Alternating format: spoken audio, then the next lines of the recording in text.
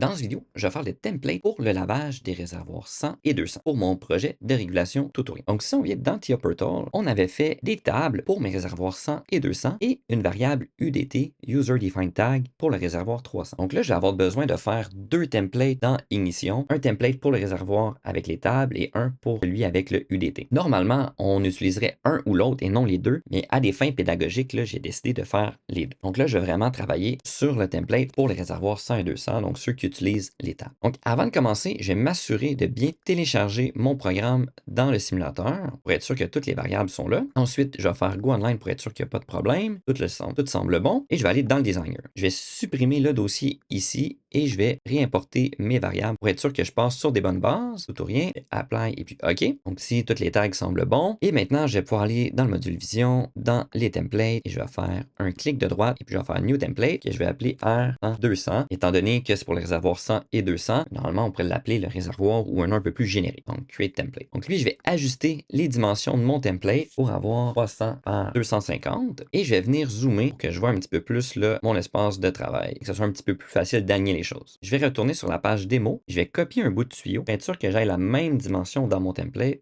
Donc, je viens le coller ici. Là, je vais mettre là. Une fois que ça c'est fait, je vais aller dans le Symbol Factory. Je vais utiliser les composants Basic et je vais aller chercher une valve et je vais prendre la même valve que j'avais sur mon dessin. Et puis, je vais m'assurer d'avoir les mêmes dimensions. Donc, lui, c'est 70 par 70. Donc, c'est ce que je vais mettre. 70 par 70. Et puis, je fais OK. Et je vais faire une rotation pour qu'elle soit dans la bonne orientation. Puis, je vais copier le tuyau. Je vais avoir besoin de mettre à la sortie de la vanne. Et je vais en avoir besoin à la sortie du réservoir qui va être ici. Je vais m'assurer de le mettre à l'arrière-plan pour que la vanne le cache. Je vais aller dans les composants. Je vais aller chercher le cylindrical tank. Je vais faire un glisser-déposer. Elle est un petit peu trop grosse. Je peux l'ajuster selon mes besoins. La mettre comme ça. Je pourrais même rapetisser un petit peu le tuyau, déplacer la vanne, déplacer ce tuyau, déplacer la tank, comme ça. Et ensuite, je vais ajouter une étiquette que je vais mettre en haut. Et dans l'étiquette, je vais mettre de la flow plate. Donc, pour dire que ça provient de la flow plate. Donc, je vais l'agrandir un petit peu. Et puis, pour bien aligner mon texte, je vais aller le centrer. Donc, si je vais choisir Center et puis Center,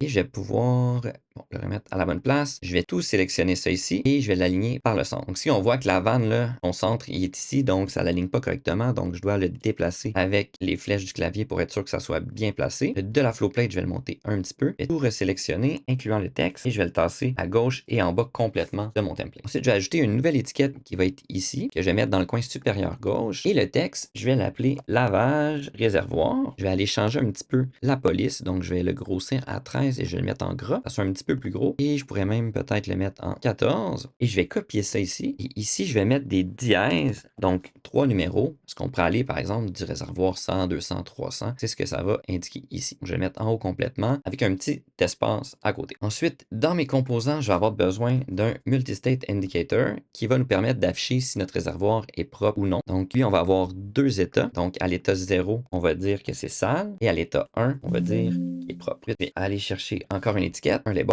Je vais mettre ici. Et lui, on va mettre le temps de fin. Et je vais copier. Et je vais juste changer pour mettre un S. On va vouloir que ça soit des secondes. Je vais l'agrandir un petit peu. Temps de fin. Et ici, je vais ajouter aussi 2 points. Je vais aller dans les composants. Et je vais aller chercher un numérique text field. Rapetisser un petit peu que je vais venir mettre ici. Donc, on va pouvoir donner la consigne de temps pour la fin du lavage. Ensuite, je vais avoir besoin d'un checkbox. On va en avoir besoin de deux. Je vais pouvoir venir mettre juste ici. Et je vais aller changer le texte pour le premier. Ici, on va cocher que le réservoir est sale. Et sur le deuxième, demande de lavage. Je vais agrandir un petit peu les textes pour qu'on le voit bien.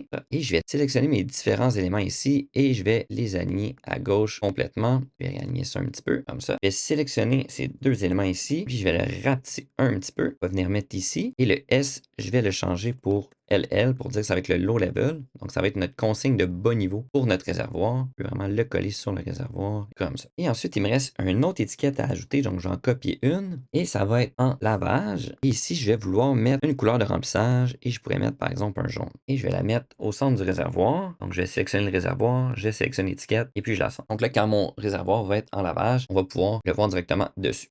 Je vais aligner ça correctement, je vais sauvegarder et puis je vais aller dans ma page de démo et je vais fermer le template, je vais faire yes. Là, tout ce que je vais faire, c'est que je vais m'assurer que les dimensions sont bonnes. Donc, je vais faire un glisser-déposer du template. Je vais pouvoir supprimer arriver quand compléter, parce que là, on va le compléter. Ici, je vais m'assurer que je peux mettre 3 réservoirs avec la même grosseur. Je le colle, le mets ici, et lui, il manque un petit peu de place, mais je peux facilement agrandir ma page pour le tasser un petit peu. Je pourrais sélectionner les 3 éléments et mettre un espacement de 10, par exemple, entre chaque. Là, les aligne, je les aligne au bas et je les mets au fond. Donc, ici, on voit qu'on peut mettre nos 3 réservoirs à laver. Donc, c'est parfait. Je vais supprimer celui à droite complètement, étant donné que lui, ça va être le réservoir 300 qui va utiliser un autre template. Donc, pour éditer le template, je peux faire, par exemple, un double-clic dedans, puis ça me ramène à la bonne place et je vais pouvoir faire un zoom. Donc là, tous les dessins sont faits, mais j'ai aucune animation. Donc, je vais devoir animer différents éléments. Première chose que je vais faire, c'est cliquer dans le fond, faire Customizer et Custom Properties. Donc, on va pouvoir donner des paramètres à notre template. Donc, on pourrait donner, par exemple, le numéro ou l'emplacement dans la table, donner un numéro de réservoir, par exemple, un nom à la vanne et tout. Donc, je pourrais rajouter des détails. Donc, ici, je vais faire le plus et on va donner l'index qui va être la position dans la table et je vais en ajouter un autre qui va être le numéro pour le numéro du réservoir. Puis je vais faire OK. Donc maintenant, je veux animer ça. Donc par exemple, si je viens dans l'actuateur, moi ce que je veux trouver, c'est le rectangle et lui, je vais vouloir le faire changer de couleur. Donc ici, le fill color, je vais mettre un binding et puis je vais mettre un indirect tag. Ensuite, je vais aller chercher un tag. Dans mes tags, tout ou rien, on va aller dans les globales, les variables et puis il va falloir aller chercher les tables. Donc si je regarde qu'est-ce que j'ai ici, je vais aller dans la section variables. Et là aussi, au niveau de la vanne, ça s'appelle vanne sortie et j'ai la table qui est là. Donc, je retourne dans le designer, je vais dans vanne sortie, je vais aller chercher les values, je vais aller chercher la vanne de sortie 0. Ici, à la place du 0, je vais mettre des accolades, je vais mettre 1 à l'intérieur, puis vous allez voir ici, il y a une référence qui apparaît. Donc là, ici, on va pouvoir mettre une propriété, et dans cette property-là, je vais aller mettre l'index que j'ai mis ici. Donc ici, le 1 est comme une variable, donc quand je vais mettre, par exemple, 0 dans l'index, il va mettre 0 entre les crochets, si je mets 1, il va mettre 1, 2, 3, et etc. Donc, je vais pouvoir aller pointer vers le bon élément de la table. Ensuite, pour les couleurs, je vais mettre gris quand elle est désactivée, et puis je vais mettre un vert foncé quand elle est activée, et puis je fais OK. Donc là, il n'y a rien qui se passe, mais c'est normal. Pour le numéro, donc lui, ça va être sur le texte qu'on va mettre le binding, et je vais aller chercher directement la propriété, et je vais aller chercher le numéro. Donc lui, c'est directement, on va l'écrire manuellement, le numéro du réservoir lavé. Donc là, ici, on n'a rien d'écrit, donc c'est 0. Le réservoir sale, on va aller chercher le state, indirect tag, on va aller dans les tags, tag, tout ou rien, global, variable, et lui, il s'appelle réservoir sale pour dire s'il est propre ou sale. On va chercher les valeurs, je vais encore chercher la 0, je vais prendre la 1 ou la 2, pas tellement grave, de toute façon, je la supprime, je mets la collade 1 comme ça, et je viens chercher l'index, et puis je fais OK. Pour le temps de fin, on va aller chercher la value entier, indirect, je viens encore une fois chercher la bonne variable, donc qui va être dans la table, on va aller voir ici pour être sûr de ne pas se tromper. Donc, c'est temps fin de lavage. Donc, je viens chercher temps fin de lavage, la valeur, on la prend ici. Je mets le 1 et je vais mettre la propriété qui va être l'index. On va mettre bidirectionnel puisqu'on veut pouvoir écrire. Je fais OK. Réservoir sale, je vais aller chercher dans les données le selected, binding, indirect encore une fois. Et on répète un petit peu le même genre d'opération pour chacune des variables. Donc ici, je viens chercher réservoir sale. Dans les valeurs, le 0, je mets accolade 1, accolade. Ici, je mets vers l'index, bidirectionnel parce que je vais vouloir écrire. Je fais OK. La demande de lavage, même principe. On va aller chercher le binding sur le selected. Demande lavage, la valeur, une des éléments. Je change les 0, mais l'index, bidirectionnel. OK. Pour le bon niveau, on va aller dans les données, la valeur entière. Encore une fois, les tags indirects. Et je vais aller chercher la valeur. Et je vais aller chercher la variable. LL réservoir. Value 0. On met la collade. L'index. Bidirectionnel. OK. En lavage, on va mettre une animation. Lui, on va mettre une visibilité. Donc là, il va disparaître quand je vais mettre le binding. Donc, j'ai cherché en lavage. Encore une fois, dans les valeurs.